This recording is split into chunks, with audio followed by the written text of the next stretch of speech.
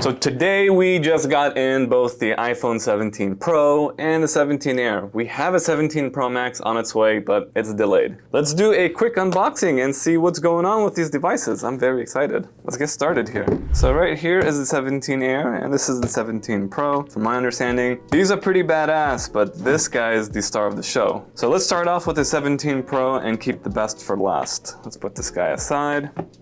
So this is the 17 Pro. We got the 256 gigabyte model, and I'm really excited to actually open this up. Just like any other Apple product. All right, here we go. Wow, that's actually gorgeous.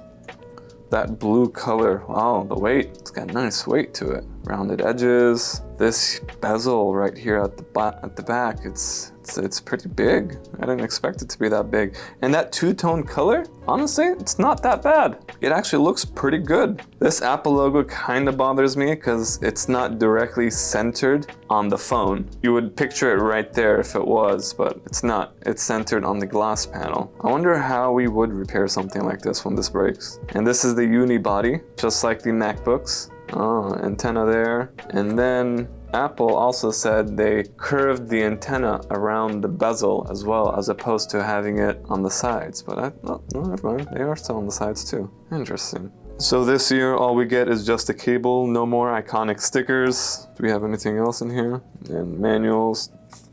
Interesting. You no longer need a physical SIM card. They've been probably having this on all the other SIM-less phones now. Cool, cool. So let's put this back here, put the box aside. Let's go ahead and open this up. I'm gonna tell you, it feels really nice in the hand. The color, I like the two-tone. This bezel is pretty large. What I've wanted to test was to see if it wiggles, if it moves when you have it laying down. It doesn't, not much. There's a little right here on that corner, just because I believe it's the camera bezels. Yeah, nothing here. If you press down this side. See, even if I press down here, I can still move. Interesting. Pretty nice, I like it. Cool, let's put this guy aside and let's take a look at the iPhone 17 Air. This is the one that I'm very excited for because from what I can tell in the keynote, if Steve Jobs was alive, this is what he makes without the expense of power or without the expense of battery or anything like that. So let's start on this iPhone Air. Do you notice this doesn't say iPhone 17 Air? It's a whole different lineup. It's a whole different model, just the iPhone Air. Let's take a look if it wants to open up. Okay, that's a little weird. You would have assumed the opposite way. Oh my God. Wow. Wow, look how thin that is. Oh my God. Let's compare this to the iPhone 17 Pro. Look at that difference. That's huge. And that stainless steel finish. Wow, this feels incredible. If Steve Jobs was alive, he'd really appreciate this and appreciate what Apple did with this product. The other ones, they're basic. I ordered a Pro Max for myself personally, but I'm more excited for this. That's a really nice finish on the back. One camera, simplicity, one microphone, one flash. Okay. Oh, it's still got the camera control. I would have assumed they would not have included. This feels really nice in the hand. Putting it on the ear feels nice. It's so lightweight. It's so thin. This is incredible. My God. Let's see what else is in the box. I assume just the cable. Oh, just the Type-C to Type-C cable. Okay, so this right here is the display. Okay, so from what we know, this is a 6.5-inch display, diagonally of course. It does have Pro Motion, 120 Hertz, which is really cool for a phone this thin. I'm really excited for that, honestly. Will I game on it? Probably not. I know this isn't a powerhouse. It's more of just looks and sleek, brag and show off while you have this in your hand. My God, it feels so nice. Whew. Good evening. That's really nice. God. Those two screws are almost the size of the bezel. Anyways, it's got this ceramic shield on it, Ceramic Shield 2, which is supposed to make this pretty much scratch-proof, almost. So if I've got it right here, nothing is happening, not that surprised. I don't have anything sharper than this. Pretty impressive. So this one right here is the titanium frame, as opposed to what Apple's been doing on their 17 Pro lineups and 17. They're using aluminum on this one. So this is still the titanium. I'm not too sure how that would work in terms of heat, but we'll see. It's got an 18 megapixel center stage right here on the front camera. It's pretty cool. I like that concept. That was probably, in my opinion, the best part of the camera lineups. So the center stage, I like it. Now it's got a 48 megapixel fusion camera on the back. I believe it's the 2 optical zoom. So if I'm wrong, just let me know. A19 Pro chip inside, it's a 5-core GPU. It is a pretty much pro performance is what they state on their website. Will I believe that? Probably not. Not for gaming or anything like that. But I mean, nice to have. Maybe some basic editing and that's it. So according to Apple, they do state that this does give all-day battery life. 27 hours of video playback, whatever that means. I don't think anyone's gonna be playing a video for 27 hours straight. But nonetheless, it does say all-day battery life. So we'll test it and just see how good that battery life is throughout the days, and we'll probably give a review on this. So I do want to make some comparisons to the thickness of devices. So let's take a look right here at the phone. This is a 13 Pro Max, a phone that I've been using for a while. There was no need for me to upgrade because I wasn't a big fan of the 14s, 15s, or the 16s for that matter. I got the 17 mainly because I wanted the orange. I think that's a cool color. And I started playing Destiny Rising on the phone, so I needed something more of a powerhouse to handle that. So anyways, this is the 13 Pro Max, and this right here is the iPhone Air.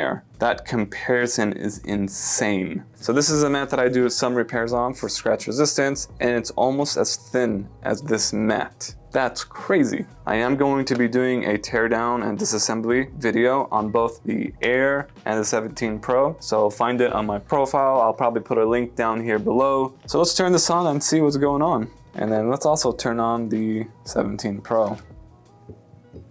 Oh, that's a really cool way out the liquid glass. Of course, Apple needs to be bougie about that.